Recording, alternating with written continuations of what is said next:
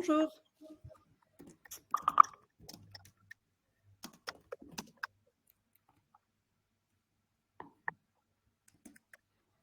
Bonjour à tous.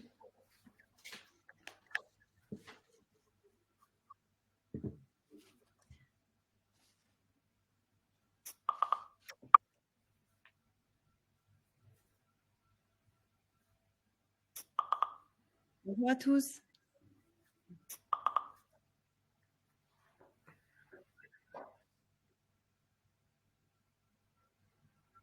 Il y a beaucoup de monde aujourd'hui.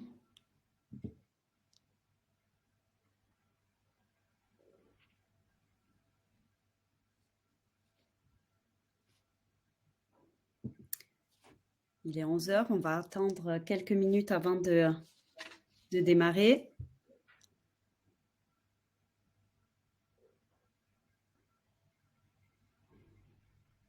On voit des noms connus.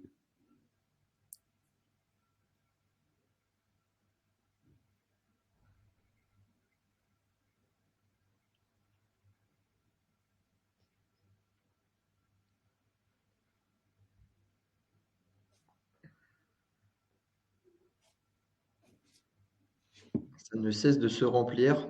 J'ai l'impression on va commencer à présenter, que des gens se connecteront encore. On a bien activé le son, oui. C'est vrai qu'on ne parle pas parce qu'on attend que tout le monde se connecte, mais normalement, vous devriez bien nous entendre.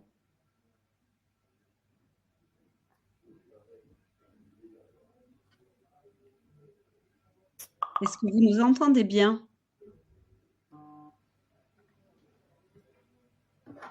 Parfait. Pour ceux qui ne nous entendent pas, visiblement, je pense que ça vient plutôt de vous. Donc, je vous invite à augmenter le son de votre ordinateur ou bien voir le branchement de votre casque. Mais visiblement, tout le monde nous entend. C'est parfait. Monsieur Dumas dit que c'est tout bon pour lui. Il est 11h02. Je vous propose de commencer. Donc, bonjour à tous. Nous sommes ravis de vous retrouver pour ce webinaire qui va porter sur les 10 objections les plus courantes que vous pouvez rencontrer lorsque vous parlez cyber à vos clients. Donc, les 10 questions que vous ne souhaitez pas qu'on vous pose. Donc, moi, je me présente. Je suis Marine. Je suis responsable développement courtage pour la région Sud-Ouest. Et je vais laisser Benjamin se présenter. Eh bien, enchanté. Bonjour à tous. Donc, pour ceux qui ne me connaissent pas, donc moi, je suis Benjamin Kosperek, expert cyber chez Stoic. Et donc, moi, mon rôle, d'ailleurs, certains ont peut-être déjà vécu l'expérience, eh bien, je participe à vos rendez-vous tout simplement pour vous accompagner, pour échanger sur la cybersécurité, pour échanger sur le périmètre risque de vos clients et vous accompagner justement dans votre démarche de souscription. Je suis très heureux de vous retrouver ici aujourd'hui. C'est notre deuxième webinaire et c'est aussi le deuxième webinaire fait sur les objections les plus courantes. On a voulu faire quelque chose de plus opérationnel. Ça nous est beaucoup demandé par nos courtiers. On a remis des slides à jour, on a remis des éléments vraiment au goût du jour et donc on va pouvoir les aborder avec vous aujourd'hui avec plaisir.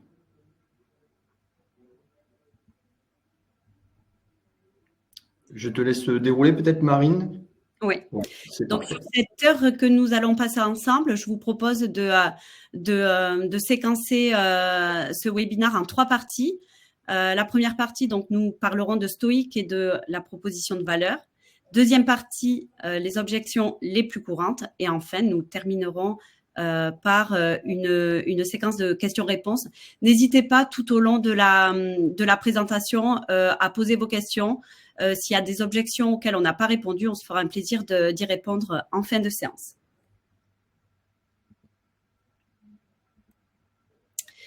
Donc, Stoic, qui sommes-nous? Nous sommes la première agence de souscription spécialisée sur le risque cyber à destination des PME et des ETI. Aujourd'hui, nous sommes une 60aine de collaborateurs. Une partie de nos équipes sont des spécialistes en cybersécurité, donc des développeurs et des ingénieurs, et l'autre partie, donc des spécialistes de l'assurance. voilà, les responsables développement courtage, les souscripteurs et les équipes qui nous entourent au quotidien. Nous avons 3 porteurs de risques que vous connaissez, mais que nous rappelons. Swiss Re, qui est notre réassureur, et ensuite Axeria et Tokyo Marine. Je vous laisse prendre connaissance des différents investisseurs que nous avons, dont Munich Re Venture. Donc, chez Stoic, vous le savez, on a un parcours de souscription simple et rapide. Nous avons 2 possibilités sur des études standards, donc moins de 50 millions de chiffre d'affaires. Vous pouvez souscrire les risques en toute autonomie. Donc, il nous faudra le numéro de sirène, il faudra le nom de domaine et également l'effectif et le chiffre d'affaires de l'entreprise. Et là, vous pouvez avoir une cote en moins de 2 minutes. Pour les études en sur-mesure, donc plus de 50 millions de chiffre d'affaires, là, nous aurons besoin que vous remplissiez un questionnaire. Bien sûr, nous acceptons les questionnaires de la concurrence que nous étudierons. Et ensuite, l'analyse du questionnaire découle généralement sur une visio d'1 heure, où côté vous courtier serez là. Côté client, nous avons donc le DAF et le DSI. Et côté Stoic, nous avons un responsable souscription et également un ingénieur en cybersécurité. Tous ces gens autour de la table vont échanger pour comprendre, l'objectif de Stoic étant de comprendre plus finement le risque cyber de votre client et comprendre plus finement l'activité de votre client. Certains clients sont réfractaires au remplissage du questionnaire et dans ces cas-là, vous pouvez nous solliciter directement et nous organiserons une visio directement sans questionnaire. Donc, chez Stoic, nous avons une approche à 360 du risque. Nous intervenons à chaque étape d'une attaque. Nous intervenons en amont de l'attaque grâce à notre plateforme Stoic Protect qui regroupe 4 outils de prévention que sont le scan externe, l'outil de simulation de phishing et les 2 scans internes, le scan d'AD et le scan de cloud. Ces outils sont accessibles par tous les clients une fois qu'ils sont assurés chez Stoic. Cette plateforme, ils ont accès à cette plateforme dès qu'ils le souhaitent et les outils permettent de réduire et de diviser par 2 la fréquence des sinistres. Le jour du sinistre, nous avons notre assistance, notre équipe de réponse à incidents qui vont venir, qui est composée d'une dizaine d'experts, une dizaine d'ingénieurs et qui vont venir investiguer et remettre en état le système informatique. Très important, nous sommes aujourd'hui les seuls en Europe à internaliser cette réponse à incident, ce qui nous permet d'être beaucoup plus rapide sur l'intervention des sinistres. Et ensuite, nous viendrons, je dirais, de façon plus classique, couvrir les préjudices financiers que l'assuré a pu subir lors de sa cyberattaque.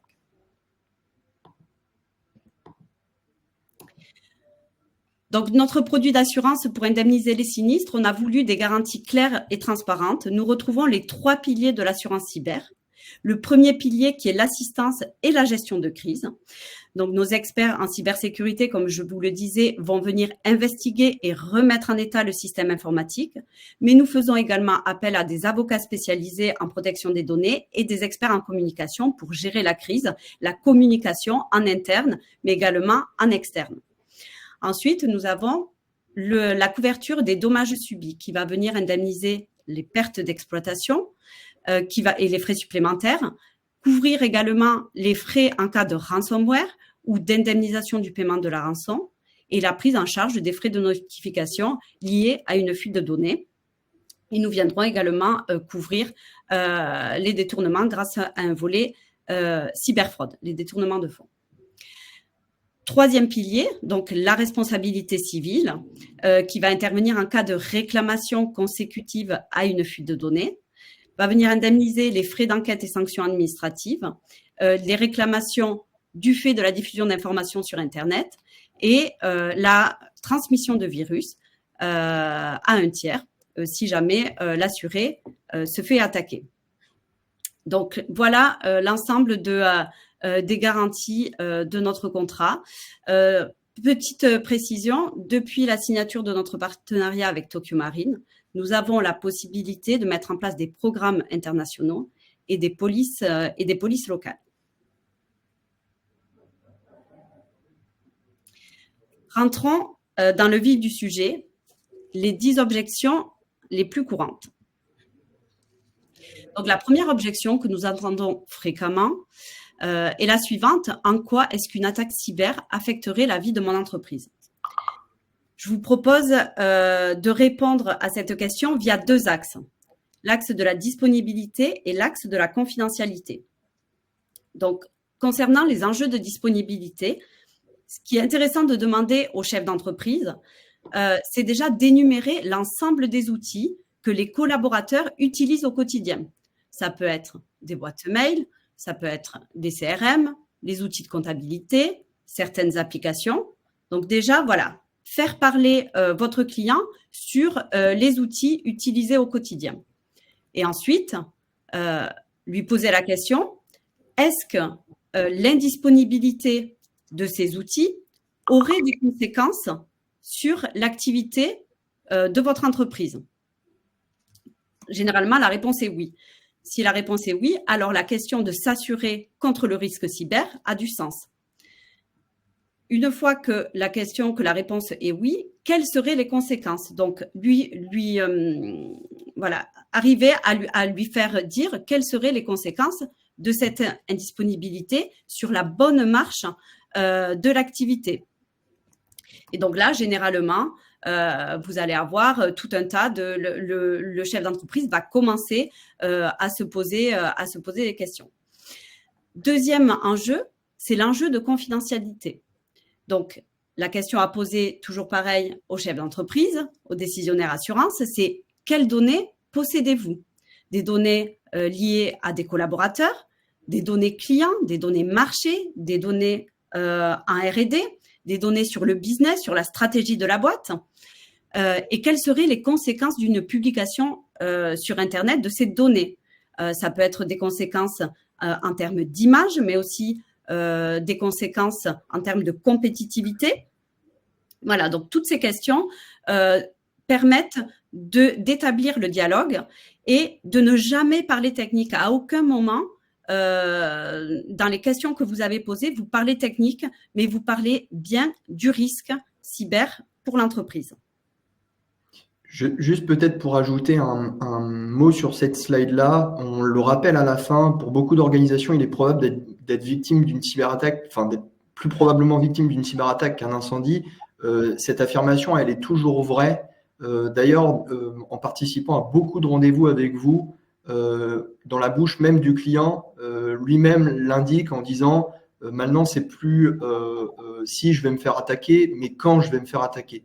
Donc j'ai l'impression que c'est un sujet qui rentre de plus en plus dans la tête des dirigeants d'entreprise, mais là encore, le but c'est de parler vraiment très concrètement. Donc si l'entreprise demain, elle ne peut plus fonctionner, elle ne peut plus produire, quel va être l'impact concrètement au niveau du chiffre d'affaires, au niveau des partenaires? Là, si finalement on n'a pas un enjeu de disponibilité, de production, c'est est-ce que finalement les salariés, la donnée des salariés qui concerne les salariés ou qui concerne les clients, est-ce que c'est une donnée importante? Est-ce qu'il y a des négociations confidentielles avec des fournisseurs? Est-ce qu'il y a des plans sur telle ou telle machine? Donc tous ces éléments-là, si jamais demain ils terminaient sur le dark web, est-ce que ce serait un impact pour l'image et pour l'avenir de l'entreprise? Donc, il faut vraiment parler du risque, parler de ce que vous savez, parce que vous avez des enjeux de responsabilité civile, etc., des contrats peut-être que vous vendez à vos clients. Il faut exactement être dans la même démarche au niveau cybersécurité. Pas besoin de rentrer forcément dans la technique, mais plus responsabiliser le dirigeant en disant « et si ça arrive, comment ça se passe? Quels moyens tu as développés pour faire face à ce type de risque ?»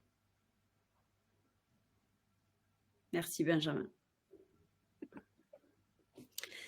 Deuxième objection que l'on rencontre, c'est « je suis trop petit pour être à risque, les pirates ne m'attaqueront pas ». Déjà, ce qu'il faut savoir, c'est qu'en 2022, 40% des attaques ont ciblé des PME.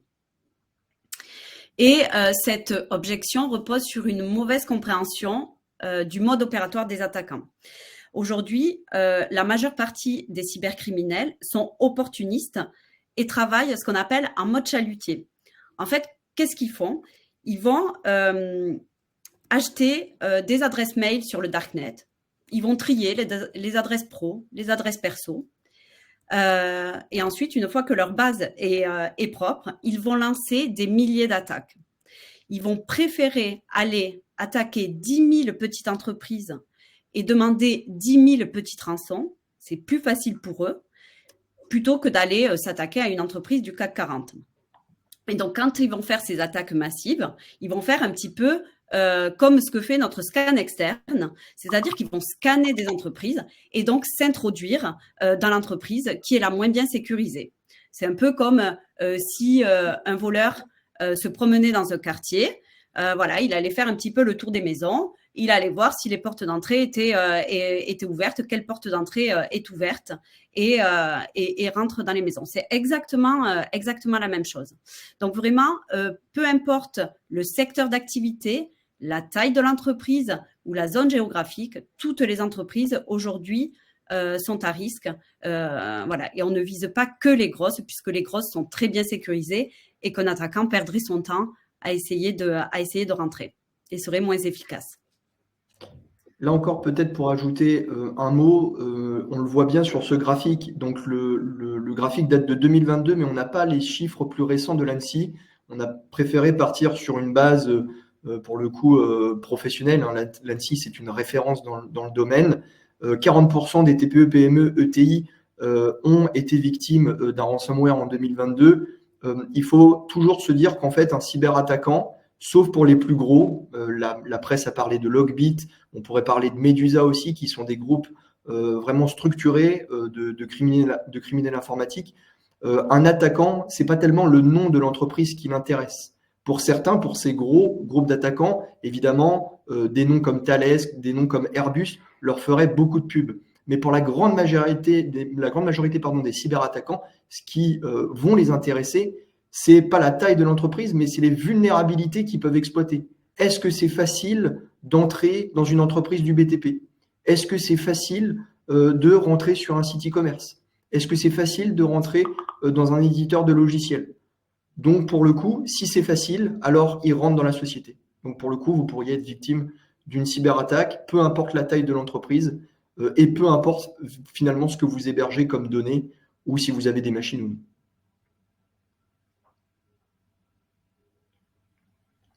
Alors, cette objection, elle est très intéressante. Pour le coup, je fais confiance à mon prestataire informatique, c'est son métier.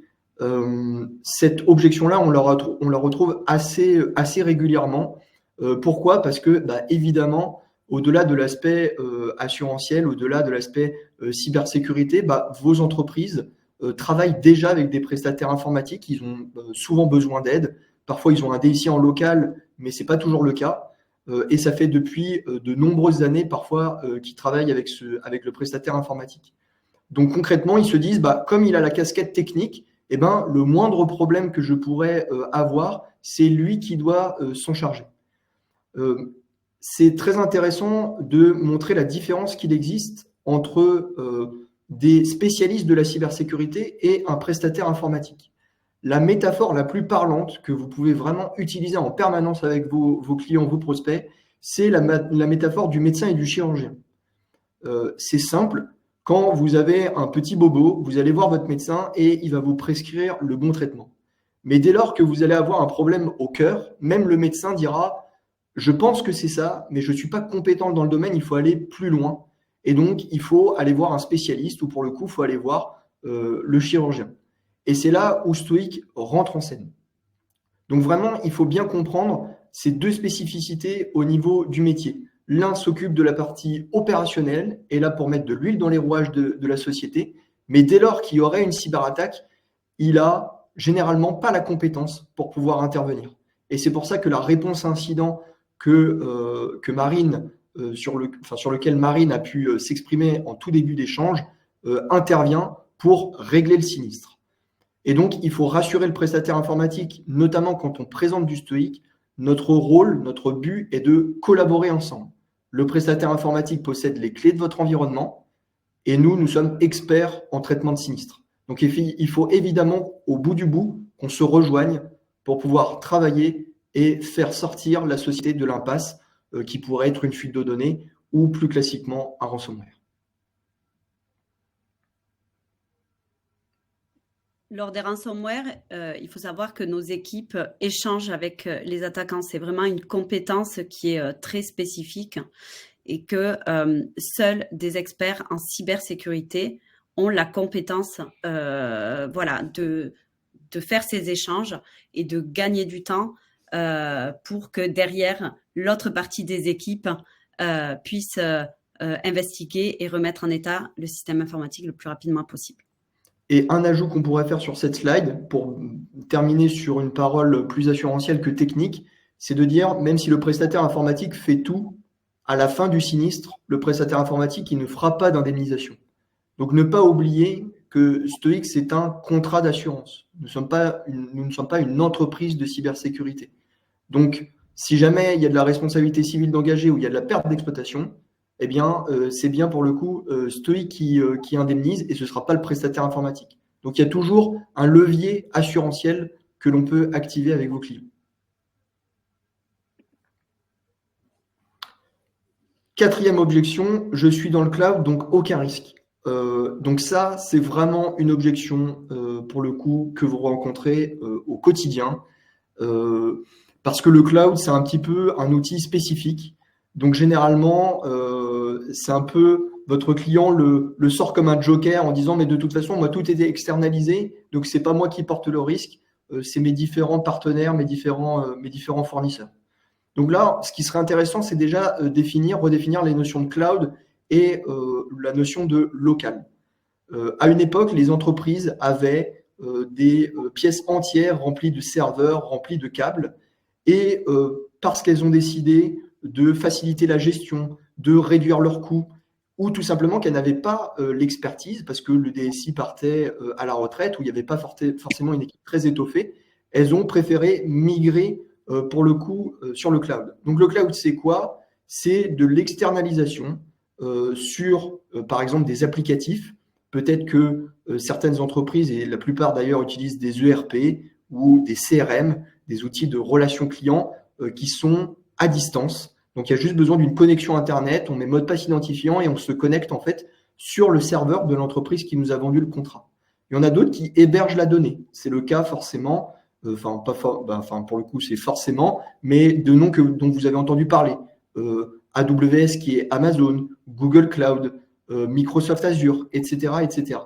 Donc, en fait, on délègue cette partie-là à des professionnels du secteur.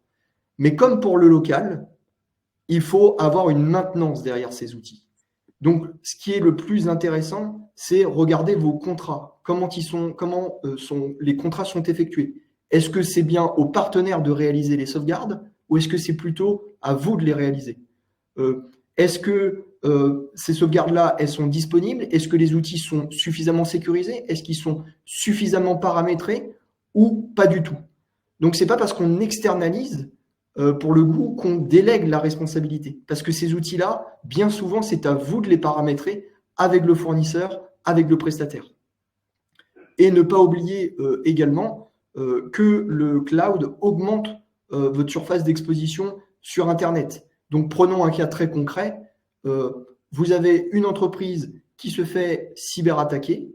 L'attaquant déjà peut compromettre un certain nombre d'informations. Hein. Ça peut être peut-être la boîte mail du client, ça peut être des fichiers Word, Excel, PowerPoint qu'il utilise au quotidien. Donc peut-être qu'il a maintenu une infrastructure, un serveur en place que l'attaquant peut déjà compromettre. Et une fois que l'attaquant a le mot de passe et l'identifiant de la surface du cloud de votre client, eh ben, il en devient propriétaire, c'est-à-dire qu'il va changer les mots de passe et il va éjecter les salariés de la solution cloud. Et là, il va trouver une mine d'or au niveau de l'information parce que c'est bien souvent là qu'il y a les stocks, il y a une partie de la production, il y a des informations sur les clients et autres.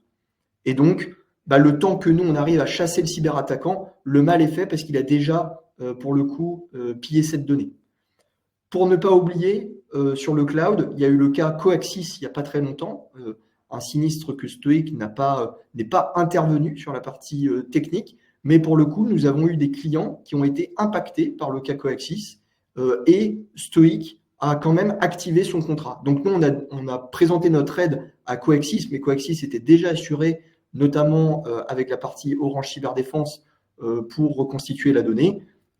Mais pour le coup, sur la partie purement assurantielle, Stoic a quand même couvert des éléments qui avaient impacté nos clients. Je pense qu'on peut passer à la 5e. Eh bien, parfait, c'est bien arrivé. J'ai un antivirus, donc pas besoin de m'assurer. Bon, alors ça, on la rencontre quand même de moins en moins. Je pense que c'est bien rentré dans la tête de vos différents clients, prospects, que, en fait, il y a des éléments de base en sécurité informatique. Et ces éléments de base, on aura une prochaine slide aussi sur cet élément, mais c'est des antivirus à jour, évidemment, sur l'environnement de votre client, l'environnement informatique, et également des sauvegardes. Ça, pour le coup, là encore, si on prenait une métaphore très concrète et que vous pouvez utiliser au quotidien, c'est la métaphore du véhicule. Quand je monte dans un véhicule, moi personnellement, s'il n'y a pas de ceinture de sécurité et il n'y a pas d'airbag à ma disposition, je ne rentre pas dans la voiture. Donc là, on n'est même pas dans l'ordre de la cybersécurité, on est dans l'ordre de la sécurité de base et même de prérequis à notre assurance. Chez Stoic, il n'y en a pas 50, on les verra un peu plus loin pour vous les rappeler, mais pour le coup, l'antivirus et les sauvegardes sont des éléments qui sont vitaux. L'antivirus, c'est vraiment l'outil au quotidien qui va permettre de filtrer des éléments et d'écarter directement des menaces. Donc un antivirus, ça fonctionne comme un antibiotique, il a une bibliothèque, et dès qu'il détecte un malware, dès qu'il détecte un parasite informatique, si ça correspond à sa bibliothèque, il va le bloquer. Donc l'antivirus, on ne voit pas tellement ce qu'il fait, mais il nous rend énormément service. On s'enlève une belle épine du pied en ayant sur ses postes et sur ses serveurs. On peut passer à la 6e, je pense. N'hésitez surtout pas à poser vos questions. On est vraiment dans le cœur de vos sujets et des objections que pourraient poser vos différents clients prospects. Je fais déjà des sauvegardes, donc pourquoi m'assurer? Donc on a préféré relier un petit peu ces deux slides-là. Là encore, les sauvegardes, c'est un prérequis chez nous. Sans sauvegarde, on ne peut pas repartir.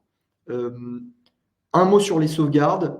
À l'origine, les sauvegardes, elles ont été mises en place pour d'éventuels bugs informatiques ou parce que parfois, l'entreprise pouvait effacer de la donnée. Et donc, on se demandait toujours, il faudrait qu'on puisse faire reset pour retrouver cette donnée-là. Donc, la sauvegarde de base, elle a été réalisée justement pour faire face aux bugs, la disparition de données, volontaire ou involontaire. Il y a parfois des entreprises qui pensent que la sauvegarde, c'est ce qui permet de lutter pour le coup contre une cyberattaque. Donc, on revient un peu avec l'objection du prestataire informatique de dire, il a remis en place une sauvegarde et c'est bon, le cyberattaquant a disparu. Remettre une sauvegarde pour lutter contre une cyberattaque, pour le coup, c'est un petit peu comme si vous vouliez éteindre l'incendie de votre maison, non pas en appelant des pompiers, mais en rasant votre maison et en la reconstruisant dans la foulée à l'identique. Si vous la reconstruisez à l'identique, malheureusement, vous risquez d'avoir les mêmes failles. Donc les sauvegardes chez nous sont un prérequis.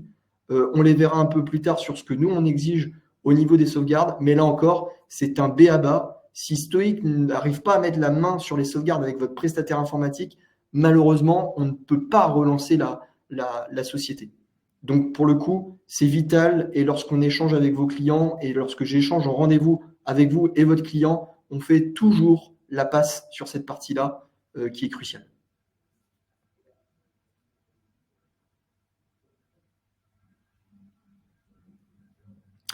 Septième slide, je n'ai pas de nom de domaine, je n'ai qu'un site vitrine. Alors ça arrive. Ça arrive, c'est des questions qui sans arrêt sont posées par plutôt nos courtiers, notamment pour des enjeux de souscription. Il n'y a pas de problème pour le coup. En effet, il y a des entreprises qui n'ont pas désiré s'investir plus que ça sur la partie Internet, sur la partie web. Pourquoi ? Parce qu'en fait, ils avaient des activités qui ne nécessitaient pas forcément d'avoir une présence sur le web accrue. Évidemment, vous êtes un site e-commerce, vous êtes obligé d'être sur le web, vous êtes obligé d'être sur Internet. Mais si vous êtes une entreprise, par exemple, dans le BTP, ou vous êtes une concession automobile, il n'y a pas forcément besoin d'une vitrine Internet très imposante. Donc là, c'est simple. Si vous n'avez pas, s'il n'y a pas de nom de domaine pour le coup, chez Stoic, on est quand même en capacité de souscrire le contrat. Il faudra simplement qu'on vérifie des éléments de sécurité et qu'on en ajoute d'autres, notamment sur la double authentification. Sur la partie pour le coup intrusion, donc vraiment risque de cyberattaque, c'est pas parce que vous n'êtes pas présent sur Internet qu'un cyberattaquant ne peut pas vous attaquer. Ça, c'est un petit peu l'élément qui a la vie dure. Pourquoi? Parce qu'un 90% des cyberattaques passent par le risque de phishing. Donc, il n'y a pas besoin d'avoir un site Internet pour lancer une attaque par phishing. Il y a juste besoin d'une boîte mail. Et là, par contre, je ne connais pas une entreprise aujourd'hui qui n'a pas de boîte mail. Donc, ça peut être une boîte mail type Google ou ça peut être directement la boîte mail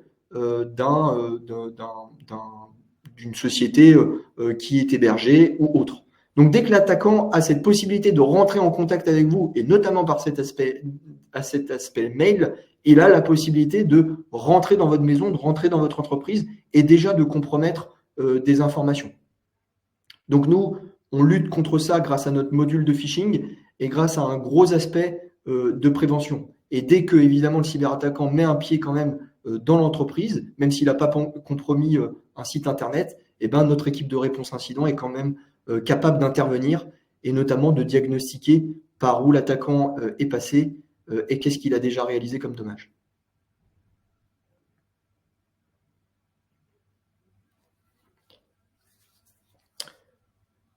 8e slide, je t'en prie Marine. Je vais faire cette objection. J'ai 100% au scan Stoic, donc pas besoin de m'assurer. Et là, de plus en plus, on voit que le fait de communiquer en première intention le scan à vos clients n'est pas forcément une bonne chose, puisque effectivement, cette objection va arriver. Plutôt, nous, ce que nous conseillons, c'est que ce scan, s'il est au-delà de 60 sur 100, donc que l'entreprise est éligible, plutôt ne pas en parler. S'il est en dessous, c'est bien. Là, vous pouvez en parler. Ça va commencer à ouvrir le dialogue sur la sécurité de l'entreprise. Et donc, le client va être plutôt content et plutôt curieux de savoir quelles sont les vulnérabilités qui ont été détectées avec le scan. Qu'est-ce que le scan? Le scan, c'est un audit hebdomadaire de la surface externe du système d'information qui est lancé automatiquement pour détecter les failles de sécurité. En fait, c'est une visite de risque. Si je fais le parallèle avec le dommage aux biens, c'est une visite de risque depuis l'extérieur. Donc, ce scan tourne une première fois pour savoir si l'entreprise est éligible. Et ensuite, il va tourner toutes les semaines sur le système d'information pour détecter ces failles. Il faut savoir que si une faille est détectée, une faille critique, une vulnérabilité critique, donc nos ingénieurs en cybersécurité vont contacter le client, vous serez toujours en copie, pour l'alerter et lui demander de corriger cette vulnérabilité. En tout cas, voilà, ce scan va permettre de voir si l'exposition sur Internet de l'entreprise est maîtrisée ou pas. Ce qui est certain, en fait, c'est qu'un mauvais score va pouvoir déterminer de façon quasi automatique que le niveau d'hygiène cyber de la société est mauvais. En revanche, un bon score ne permet pas de juger avec précision du niveau d'hygiène de l'entreprise, mais simplement de dire qu'à aujourd'hui, il n'y a rien de grave qui est exposé et qui peut être vu depuis l'extérieur. Donc, rien qui ne va solliciter, qui va attirer en fait l'attention de l'attaquant. Mais ce qui laisse en fait quand même la possibilité à un collaborateur d'aller cliquer sur un mail de phishing, de soumettre ses identifiants et mots de passe et donc d'ouvrir une porte à un attaquant. Ce qu'il faut savoir aussi, c'est que ce score, oui, il peut être de 100 sur 100 cette semaine, mais le risque cyber est un risque qui est mouvant.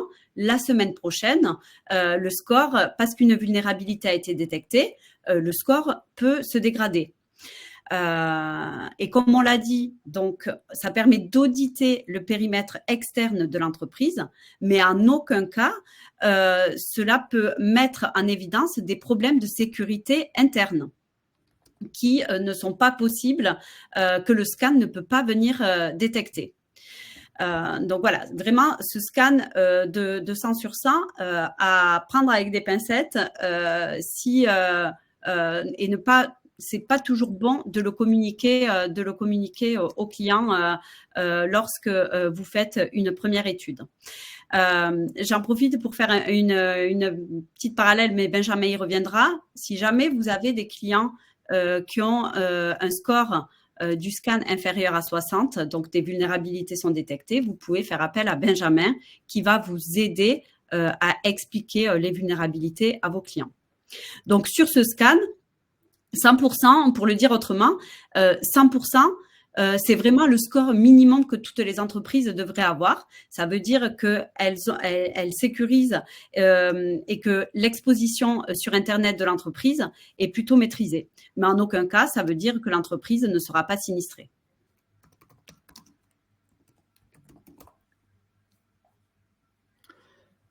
Neuvième slide. Alors juste avant, il y a Monsieur Wery, Cédric. J'étais en train de répondre à la question posée, mais je vais pouvoir le faire en live. Ça m'évitera de faire deux choses en même temps, qui était notamment une question sur notre équipe de réponse à incident.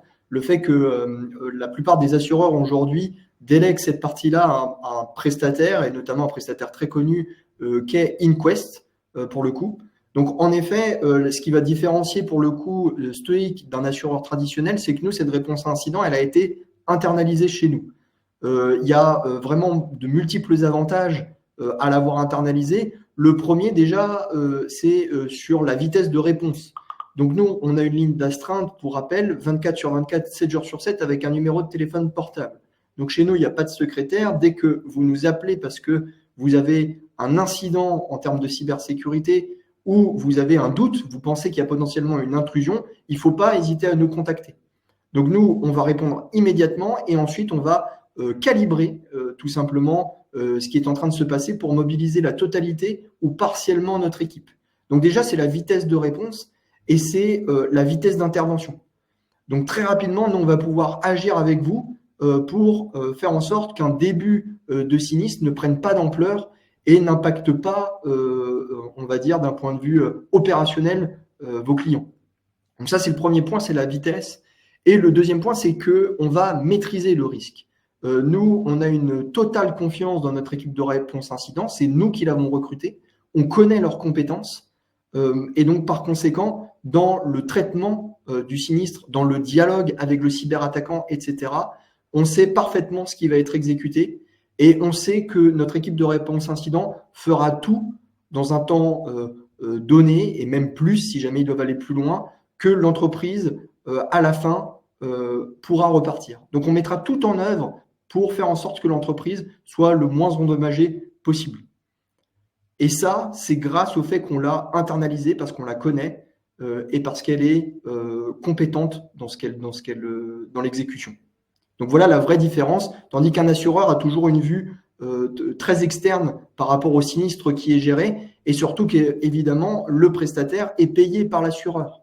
Donc l'alignement des intérêts n'est pas parfait avec le client. Et nous, c'était un vrai désir pour le coup d'avoir cet alignement total avec nos assurés. Voilà pour votre réponse, Monsieur Wery. 9e slide, j'ai déjà été attaqué, la foudre ne tombe jamais deux fois au même endroit. Donc ça, c'est un adage qui est populaire et pour le coup qui a la vie dure. Et même d'un point de vue scientifique, cet adage-là est faux. La foudre, elle tombe deux fois. Elle peut tomber deux fois au même endroit. Et surtout, si elle tombe deux fois au même endroit, c'est qu'elle a trouvé une source d'énergie qui lui plaisait. Pour la cybersécurité, c'est un petit peu la même chose. Donc là encore, on parle beaucoup métaphore chez Stoic. Donc ça, vous pourriez l'utiliser. C'est simple. Déjà, lorsque une entreprise a été cyberattaquée, c'est intéressant de savoir comment, pour le coup, elle a réglé le sinistre. Donc, ça fait écho avec la slide de la sauvegarde.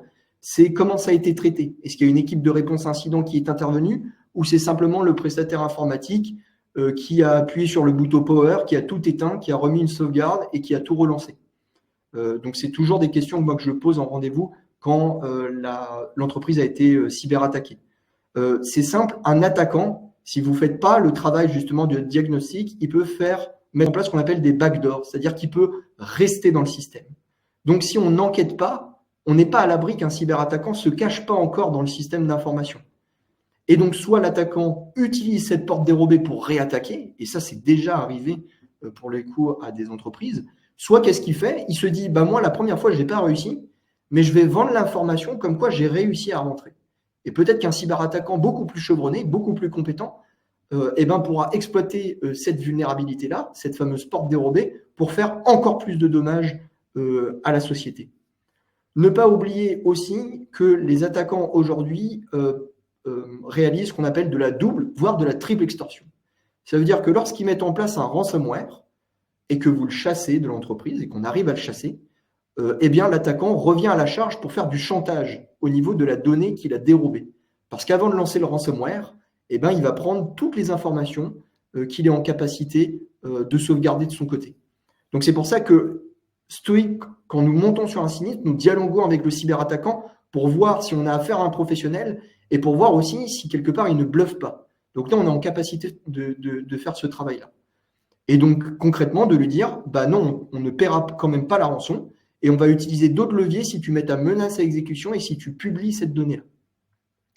Et la triple extorsion, c'est quoi? C'est le cyberattaquant que vous avez éjecté par rapport au ransomware qui revient à la charge pour vous faire du chantage. Et s'il voit que finalement, il n'a pas de prise sur la société, il va essayer de s'en prendre aux fournisseurs. Potentiellement, si dans vos mails, vous avez discuté avec votre conjointe, avec vos enfants, là, il va essayer de mettre une pression derrière, une pression morale pour que finalement, vous souscriviez à son chantage et que vous lui versiez ce qu'il demande. Donc là encore, notre rôle, c'est de vous accompagner tout au long de la réalisation du sinistre. Donc quand on négocie, quand on échange avec le cyberattaquant, ça nous permet d'avoir une vue très claire, très transparente sur ce qui est réalisé. Le dernier point, comme on l'a vu, les attaquants, ils se spécialisent. Donc on est face potentiellement à des info-stealers, c'est des personnes qui dérobent des informations. C'est assez transparent comme méthode d'attaque. On a des courtiers en accès initiaux, par exemple, qui partent de l'entreprise avec un stock de mots de passe concernant des VPN de certains collègues et qui les mettent en vente sur le dark web. Donc évidemment, c'est des éléments qui intéressent les cyberattaquants parce qu'au lieu d'exploiter une faille technique, ils auront juste besoin de compromettre le mot de passe ou d'utiliser le mot de passe qui a fuité pour entrer dans votre système d'information. Je vous ai mis un exemple de cyberattaque. Je ne vais pas le lire, ce ne serait pas très intéressant, mais pour vous dire que ce que j'ai évoqué un peu plus haut, c'est déjà réalisé dans le monde réel. Voilà. On peut passer à la 10e marine située à la main. Parfait. Là encore, une question qu'on retrouve de plus en plus, et c'est des questions, si vous voyez, on est monté crescendo dans les questions posées par vos clients, parce que de plus en plus, ils parlent cybersécurité et de plus en plus, ils ont des questions assez poussées. Donc celle-ci, là encore, très classique, je préfère réaliser un audit et apporter des améliorations avant de m'assurer. J'ai envie de dire, c'est une très bonne remarque. Ça veut dire que le client, le prospect, il a déjà réfléchi à la cybersécurité, il sait qu'il ne fait pas forcément très bien, très correctement tout le parcours en termes de sécurité informatique et qui préfère avoir du recul avant de s'assurer. Ça procède d'une bonne logique. Nous, on encourage ce procédé-là. On n'interdira jamais personne de réaliser un audit, un pentest. Au contraire, la plupart du temps, nos salariés ont ces compétences-là et l'ont réalisé dans leur ancienne expérience. Donc, on encourage les sociétés à le faire et à investir en général dans la cybersécurité. Mais j'ai envie de dire, ça n'empêche pas l'assurance. Pourquoi? Parce que c'est comme, là encore, une comparaison avec un chantier dans le BTP. Quand on construit un immeuble, en face de Stoic où on se trouve, il y a l'immeuble LVMH qui est en train de se construire, et il y a plein d'engins de chantier. Il y a plein d'ouvertures, il y a plein de portes. Il y a une multitude d'accès pour que les ouvriers puissent circuler. Dans un chantier informatique, c'est exactement la même chose. À mon sens, c'est quand même intéressant de couvrir et de protéger ce chantier-là. Donc justement, l'assurance et l'équipe de réponse incident de Stoic est capable justement de protéger cet aspect-là, notamment avec nos outils qui vont venir monitorer en permanence et qui vont venir sécuriser ce chantier. Et également, on est une source d'information. Je ne compte plus le nombre de fois où on a orienté un prestataire informatique en disant, compte tenu des sujets que nous avons évoqués ensemble, voilà la priorité. Voilà ce qu'on te conseille de faire pour être plus robuste. Donc concrètement, l'assurance est largement possible et moi je le conseille évidemment. Et n'oubliez pas, comme l'a indiqué Marine, si jamais votre client a trop de vulnérabilité et que ça l'empêche de souscrire, évidemment on est là pour l'accompagner. Donc là, ça fait vraiment une base très intéressante d'échange avec le DSI ou avec le prestataire informatique. Et nous, notre rôle, c'est de lever ces vulnérabilités-là pour avancer justement vers l'assurance.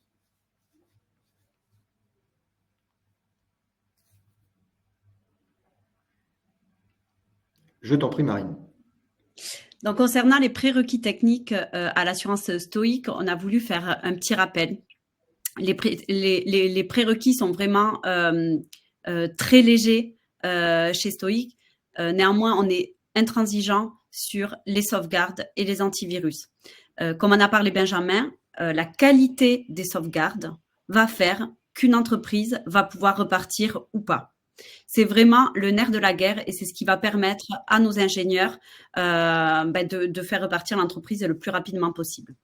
Donc, ce qui est demandé, donc là, on parle plus sur des études en standard, donc moins de 50 millions de chiffre d'affaires, mais ça peut également s'appliquer sur le plus de 50 millions.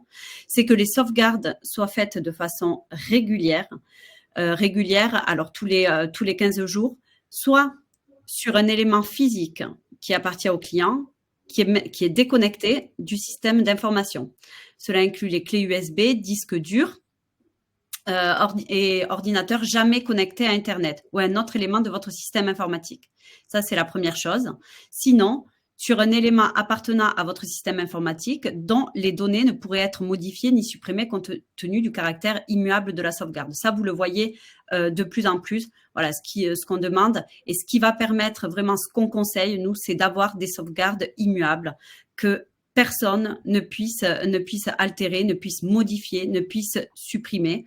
Voilà, si le chef d'entreprise, si le service informatique ne peut pas les modifier, un attaquant ne pourra également pas le faire. Ne pourra pas le faire non plus. Donc ça, c'est vraiment un point très important. Je sais qu'on a eu la question dans le chat. Donc voilà ce que nous conseillons. Sur les antivirus, bien évidemment, on demande à ce que les entreprises soient équipées d'antivirus sur tout leur poste de travail et leur serveur. Peu importe l'antivirus, mais en fait, il faut qu'il soit mis à jour dès qu'une nouvelle version est disponible. Ça, c'est très important de façon à avoir un antivirus à jour qui puisse bloquer les nouveaux virus. Et ensuite, ce qu'on disait, un résultat de scan externe satisfaisant, donc à minima, avoir 60 sur 100, mais encore une fois, si votre client a moins de 60, ce n'est absolument pas grave. L'idée est de pas dire au client, aujourd'hui, vous n'êtes pas éligible, merci, au revoir. Non, là, sollicitez Benjamin. Vous pouvez solliciter des rendez-vous avec Benjamin directement depuis votre plateforme. Et donc là, vous conviez le client. Benjamin sera là et va expliquer les différentes vulnérabilités. C'est des vulnérabilités très classiques qu'on retrouve très souvent chez nos clients, qui sont facilement corrigeables. Et donc, il va vous aider à corriger ces vulnérabilités. C'est vraiment une bonne chose presque d'avoir des vulnérabilités parce que ça ouvre le dialogue avec le client en matière de cyber.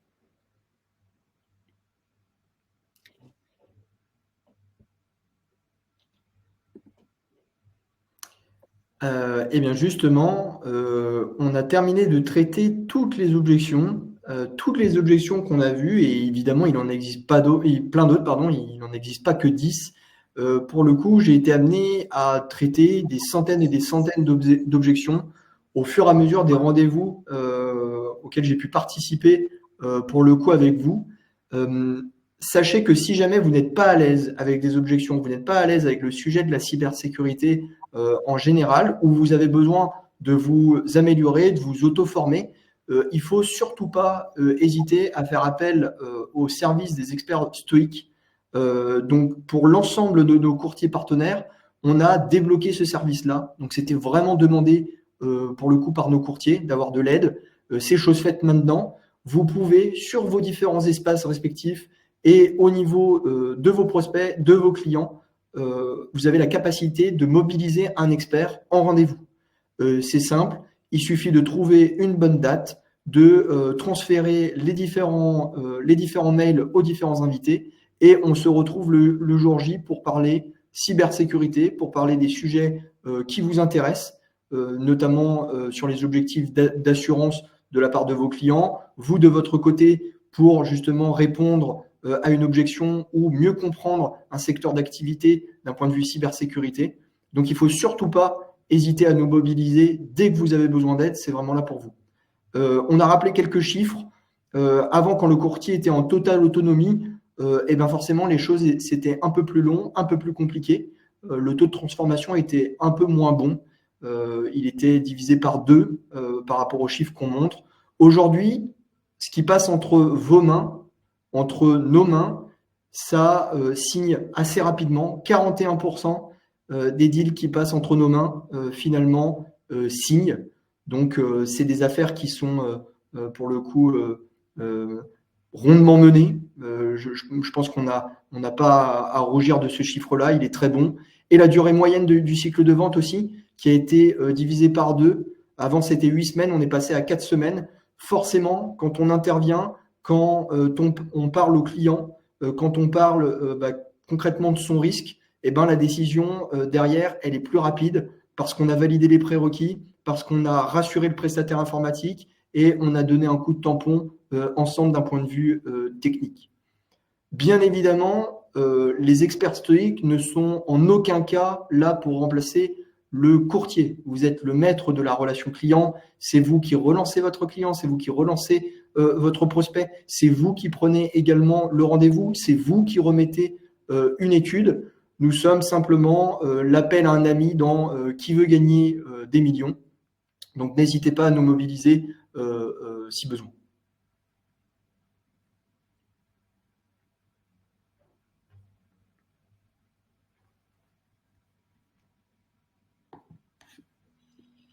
Pardon. Donc aujourd'hui, nous publions notre premier rapport de sinistralité.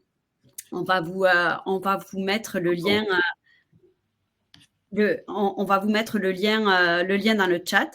Il s'agit de notre premier rapport de sinistralité cyber de nos assurés. On y parle donc de la fréquence des sinistres, de la corrélation entre la rapidité de la réponse à incident, les mesures de prévention et le coût du sinistre. On donne également quelques chiffres et notre vision sur l'état de la menace actuelle, ainsi que les prévisions que nous pouvons faire pour 2024, avec notamment l'organisation des JO, Nice 2, le développement du cloud et de l'IA, donc qui a des fortes répercussions sur la façon dont les attaquants opèrent leurs attaques. Donc voilà, si vous avez des questions, on vous mettra le lien du rapport dans le chat. Ce que je vous propose, c'est de passer aux questions-réponses. Ben, ça y est, vous avez le lien dans le chat. De passer aux questions-réponses. Il y avait une question à laquelle on n'a pas répondu, notamment la question si vous avez 4 sinistres à traiter en même temps, comment votre équipe de remédiation peut-elle gérer ces cas en même temps? Alors, en cas d'attaque de ce type, déjà, nous, on différencie 2 typologies d'attaques. La première typologie, c'est ce qu'on appelle une attaque systémique. Donc, c'est une attaque la même attaque sur plusieurs victimes en même temps. Et dans ces cas-là, en fait, l'équipe de réponse à incident s'organise en cellules de crise. Et en fait, ils vont mener, donc tous les membres de l'équipe de réponse à incident de Stoïc se réunissent et définissent en fait un plan d'action à mener pour chaque victime. Et puis, ils utilisent, voilà, nous, on est là aussi également pour venir en support et en communication pour assurer le lien avec les victimes. Donc ça, c'est un cas d'attaque systémique qui toucherait, la même attaque toucherait plusieurs assurés. Deuxième attaque différente, ce serait en fonction donc une intensité de sinistres importante, mais des différents sinistres liés à différentes attaques. Et dans ces cas-là, on est en mesure de demander des renforts au travers des réseaux de centres de réponse à incidents. Donc, les centres de réponse à incidents, ce sont des équipes de gestion de crise qui sont présentes dans différentes entreprises, dans une centaine d'entreprises en France. Voilà, ce sont vraiment des experts en cybersécurité. Nos experts de chez Stoic appartiennent à ce réseau de CERT. Et en fait, ils sont réunis en une association. Et en fait, ils s'entraident pour lutter contre la menace cyber. Donc, en cas d'attaque vraiment massive, on peut faire appel en mode débordement à ce qu'on appelle l'Intercert, donc cette association en France, ou bien si c'est une attaque d'envergure plutôt internationale, il existe également cette typologie d'association qui s'appelle le FIRST, dont nous faisons partie également. Voilà. Et pour information sur l'année qui s'est écoulée, voilà, nous avons eu besoin d'opérer 2 fois sur un risque systémique, mais on n'a jamais fait appel, au mode débordement, donc la deuxième typologie d'attaque sur une centaine de sinistres gérés en 2023. Pour ajouter un mot sur justement encore cette réponse incident et sur ces différents labels que nous avons, l'Intercert et le FIRST, pour le coup, l'Intercert, peu d'entreprises en font partie. On va dire que c'est les meilleures équipes de réponse incident qui font partie de cette petite catégorie-là. Et ça fait écho avec une question qui avait été posée. Je crois qu'InQuest n'en fait pas partie. Donc en effet, InQuest, c'est le prestataire que vous voyez souvent. Il possède 95% du marché. Et la taille d'équipe d'InQuest est similaire à la nôtre. Donc aujourd'hui, en fait, au niveau des humains, on est pour le coup, entre guillemets, plus nombreux qu'InQuest par rapport à l'ensemble du portefeuille qu'il possède en termes d'assurés. Et Stoic, pour le coup, fait partie, comme on l'a dit, de l'Intercert et du FIRST, donc ce qui permet d'avoir un canal privilégié avec l'ANSSI et avec des interlocuteurs d'un très gros niveau d'un point de vue mondial. On dialogue également avec l'équipe de réponse incident de Google, de Apple, d'entreprises qui sont très robustes d'un point de vue informatique. Je vois qu'il y a plusieurs questions en effet dans le chat. On va pouvoir les traiter un par un. La question de Guillaume, une connexion VPN présente-t-elle des vulnérabilités? Alors en effet, le VPN la solution VPN peut avoir des vulnérabilités. C'est paradoxal parce que souvent, en fait, le VPN, c'est plutôt un outil robuste qui permet de sécuriser généralement un accès. Mais le cas, je crois, Citrix est une société, il y avait une vulnérabilité Citrix qui impactait pour le coup des VPN, qui avait été d'ailleurs diagnostiquée par l'Intercert France et que nous avons également communiqué auprès de notre portefeuille d'assurés pour faire différentes corrections. Ça n'apparaissait pas encore dans le scan de notre côté. Pourquoi? Parce que c'était une vulnérabilité, ce qu'on appelait zero day. Ça veut dire que directement exploité par les cyberattaquants. Donc, il n'y a pas forcément le temps de communiquer l'information. On a eu accès de notre côté par le constructeur au patch et au tuto pour corriger cette vulnérabilité-là. Et c'est ce qu'on a exécuté avec notre portefeuille. Ce qui a été un succès parce que aucune entreprise sauf une avait été impactée par une vulnérabilité Citrix.